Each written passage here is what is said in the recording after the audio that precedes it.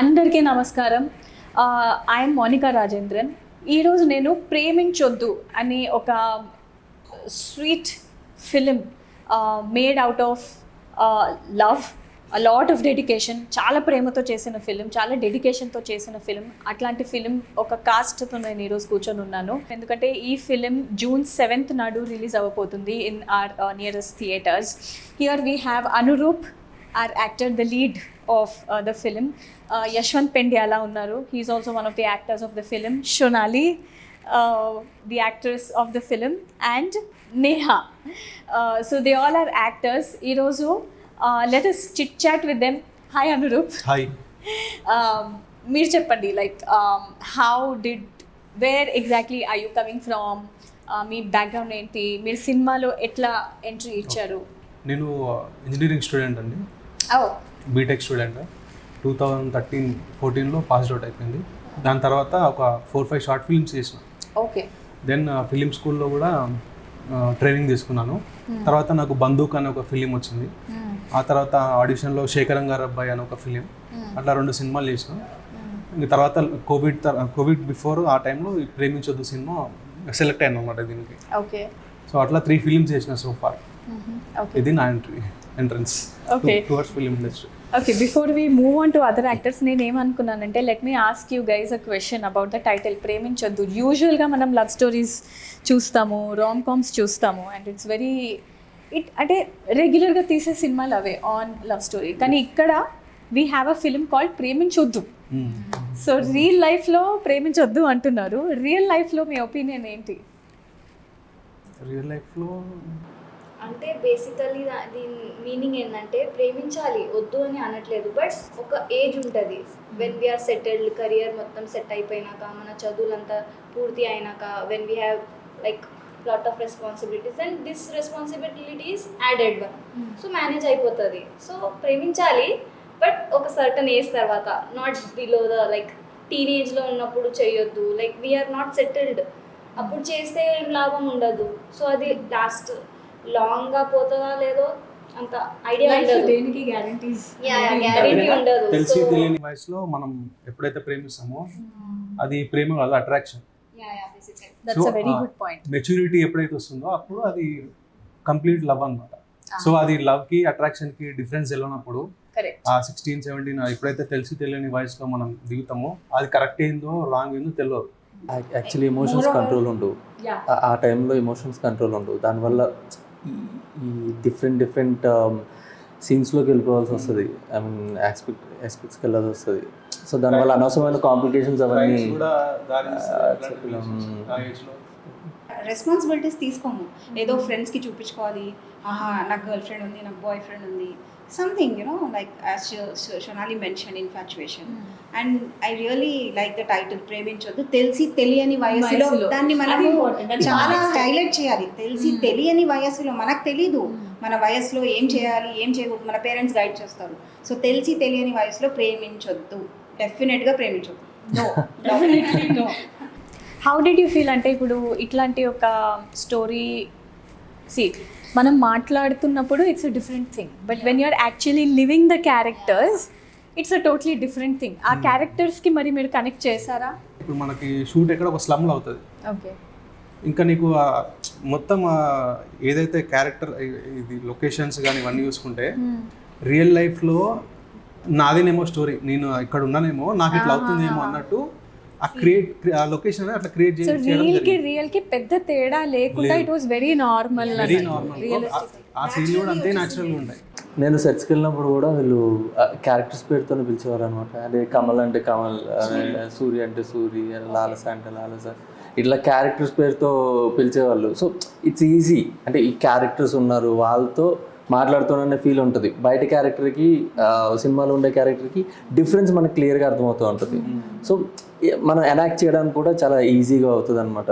So ఎప్పుడైతే మనం అలా క్యారెక్టర్స్లో ఇన్వాల్వ్ అయ్యి సెట్లో ఉన్నాము, అదే బేసికలీ అందరూ చాలా డీప్ గా కనెక్టెడ్ అయినారు ఈ స్టోరీతో. Ah. సో అది యూజువలీ వచ్చేసింది అట్లా ఒక 1 వీక్ ఒక 5 to 6 days కొంచెం టైం పట్టింది. ఒక 1 వీక్ వర్కింగ్ డేస్ తర్వాత అలవాటు అయిపోయింది ఇంకా. అంటే ఓకే వర్క్ షాప్ లో ఒక 2-3 టైమ్స్ రిహర్సల్స్ అండ్ ఆల్ అయినాయి. ఆ తర్వాత ఇక సెట్స్ లో వెళ్ళిపోయినాక ఇక అందరు నార్మల్ అయిపోయినారు. సో ఇట్ వాజ్ లైక్ నిజంగానే అది అవుతుంది, లైవ్ గా చేస్తున్నారు. సో అట్లా స్క్రిప్టెడ్ అట్లా ఏం లేకుండే, ఇట్ వాజ్ వెరీ ఒరిజినల్. మీరు ఇందాక అన్నారు కదా, మన ఆల్రెడీ ఆ ఫేస్ తో వెళ్ళి వచ్చిన వాళ్ళు అందరం, కొంతమంది ఒప్పుకుంటారు, కొంతమంది ఒప్పుకోరు. సో ఆ ఫేజ్ నుంచి వీళ్ళందరూ నేను అందరం వెళ్ళి వచ్చిన వాళ్ళమే. సో అలా కనెక్ట్ ఈజీ అయిపోయింది. ఇంకా రియలిస్టిక్ గా కూడా మన స్టోరీతో, వాళ్ళ స్టోరీతో, డైరెక్టర్ స్టోరీతో అందరితో కనెక్ట్ అయిపోయింది. ఇంకా ఈ స్టోరీ అయినప్పుడు నేను కూడా అదే ఏజ్ లో ఉండే. సో నేను ఇంకా కనెక్ట్ అయిపోయినా. ఏజ్ గ్రూప్ వల్ల కూడా I think you kind of connected very easily. ఎక్కువ కనెక్ట్ అయిపోయినా. అరే ఇది కూడా లైక్ నేను చూస్తుంటా కదా ఫ్రెండ్స్ అండ్ మీరు ఫ్రెష్ అవుట్ ఆఫ్ కాలేజ్ కదా? అవుట్ ఆఫ్ కాలేజ్ అప్పుడు ఫ్రెష్ అప్పుడు కరెక్ట్. కాలేజ్ స్టడీస్ అయిపోయిన తర్వాత. And what were you doing to her in the teaser? You need to wait till June 7th వరకు wait చేస్తే తెలుస్తుంది. Top secret అప్పటి వరకు. You tell me, Yashwant, let's talk to you. Me entry ఎట్లా అయింది సినిమాలో? One of my friend introduce to Shirin bro, Shirin గారిని introduce చేశారు. అండ్ అప్పటికి ప్రీవియస్గా షార్ట్ ఫిల్మ్స్ అది చేశాను అనమాట. అవి చూసి ఓకే ఈ క్యారెక్టర్కి అయితే సెట్ అవుతారని చెప్పి పిలిచారు. వెళ్ళి చేస్తుండేవాడిని. అలాగా కొంచెం బాగా మింగిల్ అయిపోయాం కదా. సో ఫ్రీ ఫ్లోతో రియలిస్టిక్ అయిపోయింది. ఆయన కూడా చాలా ఫ్రీగా ఉండేవారు అనమాట.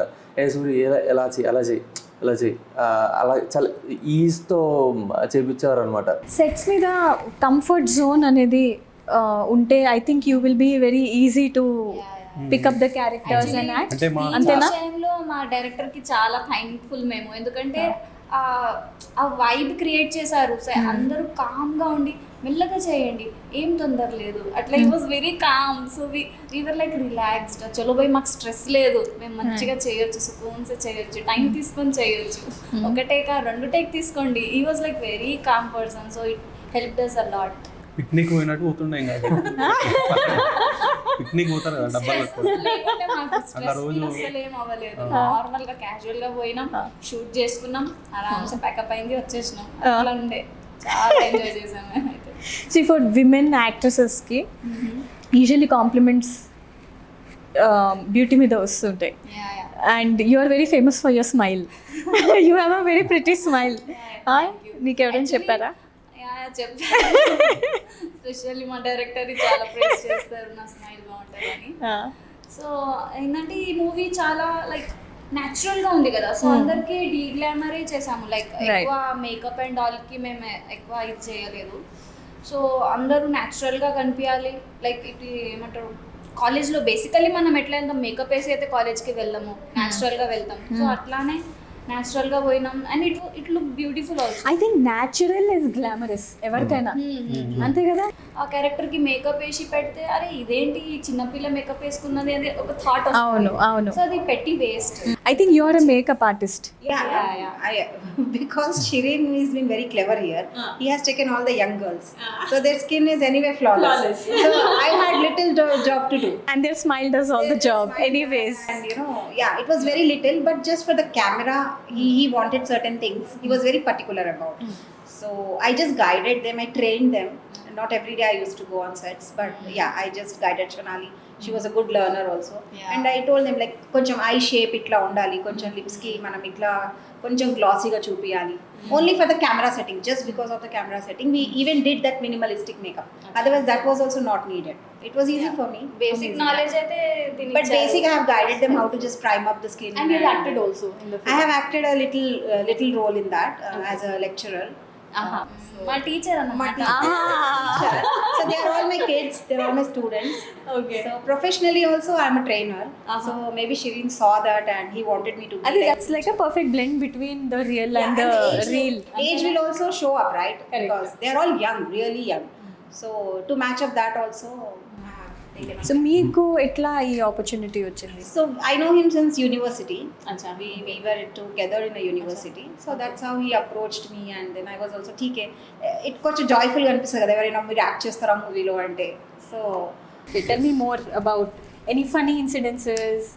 మేము బైలింగ్వల్ చేసేవాళ్ళం కదా, తెలుగు పక్క హిందీ కూడా చేసేవాళ్ళం.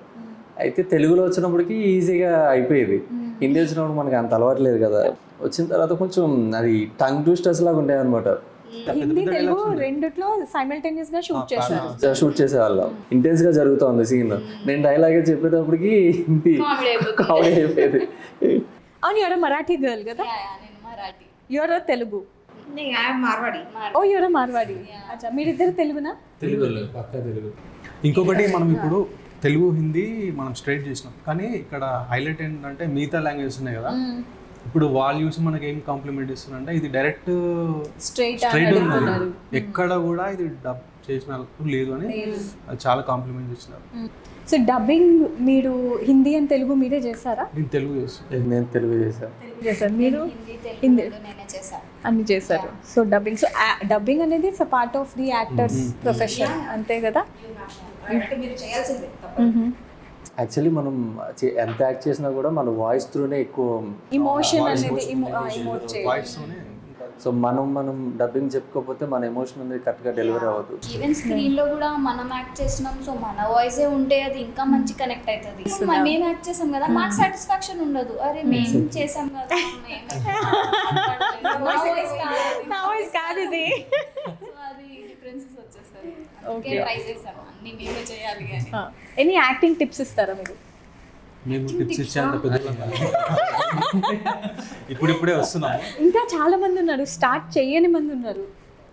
సో షార్ట్ ఫిలిం చేయండి, షార్ట్ ఫిలిం చేస్తే ఫస్ట్ నేనేమంటా అంటే కెమెరా ఫియర్ వెళ్ళిపోవాలి. కెమెరా ఫియర్ వెళ్ళిందంటే automatically we can do it naturally. ఇప్పుడు డిజిటల్ అయింది కదా, ఇప్పుడు చాలా ఈజీ ఉన్నాయి ఛాన్సెస్ రావడానికి. ఓటీటీస్ కానీ యూట్యూబ్ కానీ ఇంతకుముందుకి ఇవేం లేనప్పుడు డిఫికల్ట్ ఉండే.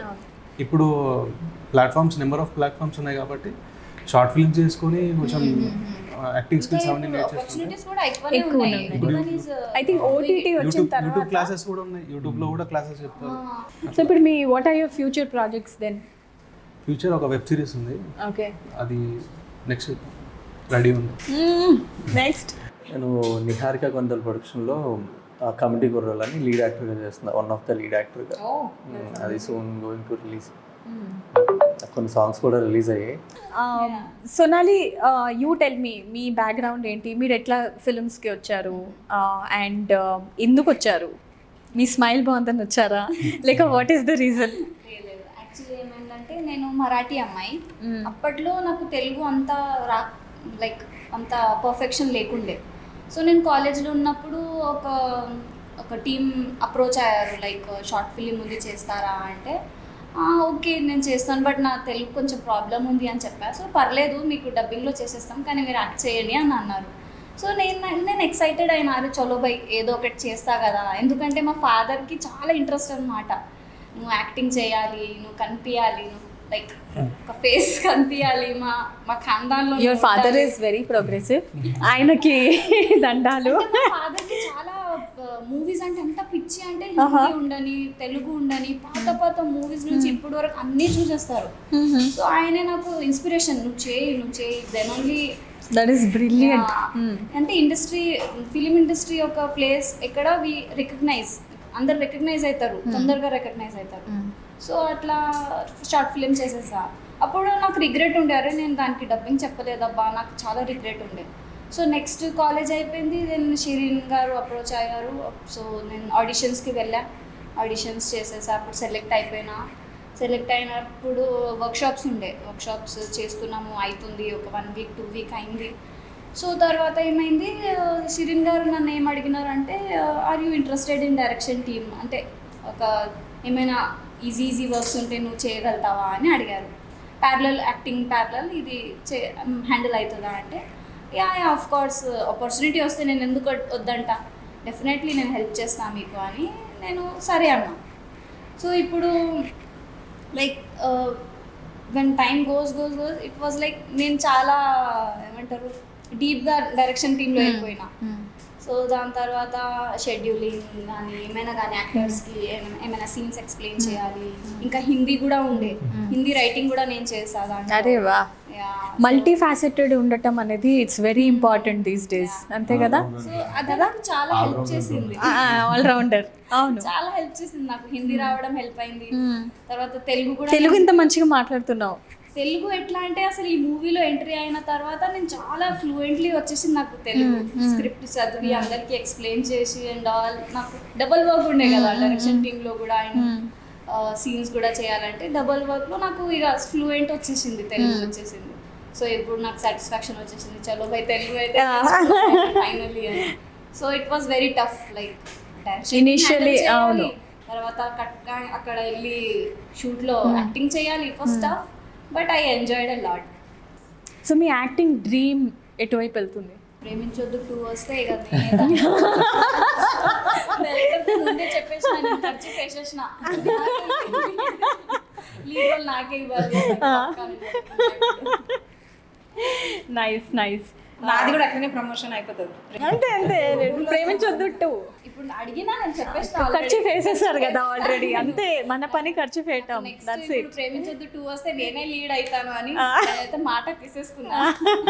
అప్పుడు కొంత ఏజ్ అయిపోయిన తర్వాత ఈసారి ప్రేమించొద్దాను కాదు, ఈసారి పెళ్లి చేసుకోవద్దంటే. సో అదండి మన cost with Anuroop, Yashwant, Sonali and Neha. ఈ ఫిల్మ్ అనేది it is a labour of love అండి. చాలా డెడికేషన్తో, చాలా ప్రేమతో చేశారు ఈ cinema. Teaser is very thrilling అని నేను అంటాను, కానీ ఇక్కడ మన యాక్టర్స్ మాట్లాడుతున్నది చాలా సోబర్గా, చాలా కామ్గా మాట్లాడారు. But the film is pretty contrast.